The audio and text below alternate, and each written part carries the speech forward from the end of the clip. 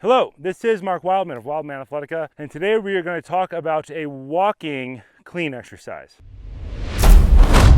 The kettlebell clean is probably one of our most accessible and useful exercises that we have in kettlebell training because you can do so much with it. Kettlebell cleans are how you build your initial strength other than swings. I personally like cleans a lot more because if you get good at cleans, you can pretty much do swings. The inverse is not always true. The rotation and the catch in the clean is something that people find very difficult and very hard. So we like to focus on that because if they get a good kettlebell clean, then they kind of get good at a lot of other stuff on accident. They learn to go fast, they learn to go slow, they learn to control, they learn to not beat themselves up. That is what we want athletes to do. We want athletes to become more efficient over time and not beat themselves up. If they beat themselves up, then they are unlikely to train. They're unlikely to train, they're unlikely to meet their goals. So we have a bunch of videos on the clean. Go back and watch all of them. In this video today, what we are going to do is we are going to take our stagger stance clean that we worked on in a previous video. We had 2 feet pointed straight ahead because that's the way we would like to walk. We drop one leg back. We always start this with a short step. If you're more advanced, you can start making these steps bigger and bigger and lower and lower. That's usually more of a Marshall specific adaptation. We had our clean from stagger stance where we pushed the weight back, we brought it all the way up, we straightened out our front leg, we straightened out our rear leg. Load down, snap your hips up, catch. Load down, snap your hips up, catch. Then we had the other hand. We had the rear hand, and now we had the lead hand. These are 2 different type of core loads because our hips are in different positions. Where the load is at determines how the muscles inside your body fire. What we are going to do today is we are going to take this and we are going to turn this into a walking exercise. So we have lead hand clean.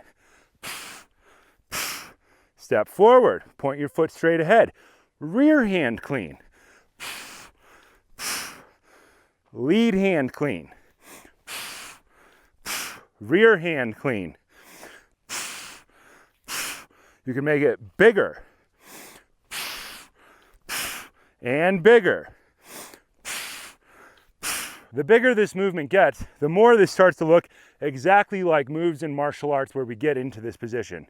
The bigger the step, the lower it will go, the more vertical your spine needs to be at the top, which means that you're going to drive this rear hip forward and sit down in that leg. Do it with a big step, do it with a small step. Normal athletes who are not martial artists will probably use the smaller step. We use this exercise a lot for runners because it encourages runners to get their hips underneath them, have their spine vertical, and run upwards. There are different running techniques for different things, but this one loads the body and loads the core in such a way as to support running very, very well. We can walk forward with this exercise, but we can also walk backwards with this exercise. Most people just need to learn to walk forward better, but martial artists need to learn to move backwards better. So we were going to work on just taking that step back and that step back and that step back. We're gonna do it with our other hand this time. Lead leg, lead hand, clean it up.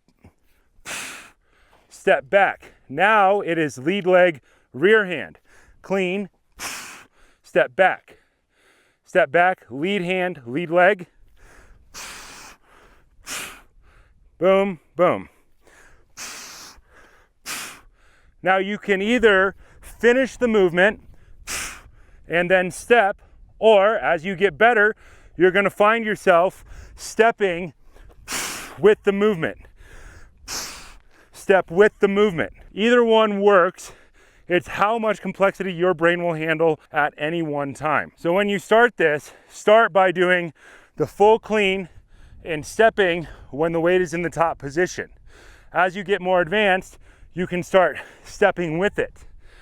And you will find that there's about 6 versions of where you can step and when you can step based on what type of timing you're trying to recreate. If you're a huge nerd, you'll start to analyze that in your head as you do it, but start with do the full movement, then step, do the full movement, then step for now. Usually this exercise is done with a lighter weight, and we would do this either for time, a minute on one hand, count your reps and see if you get more reps next time, or you can do it for distance. If you're training outside or you're training in a CrossFit gym and the walls in the gym are 25 meters apart, Then do 25 meters one way, change hands, do 25 meters back. Walk forward, turn around, walk forward, and then walk back, and then walk back. There's 4 drills right there if you don't change where you step during the clean. If you do, there's a lot more. I like to use these oftentimes with a light to medium weight for a warm-up. So usually 50% of your heavy clean weight. Your heavy clean weight is where you build your majority of your basic strength. When your heavy clean and press, your heavy snatch, your heavy squat. And then we use these lighter weight. Then we have these lighter weight movements that we can use for warm-ups. Every time you take a step, you change the positions of the muscles in your body and in your core.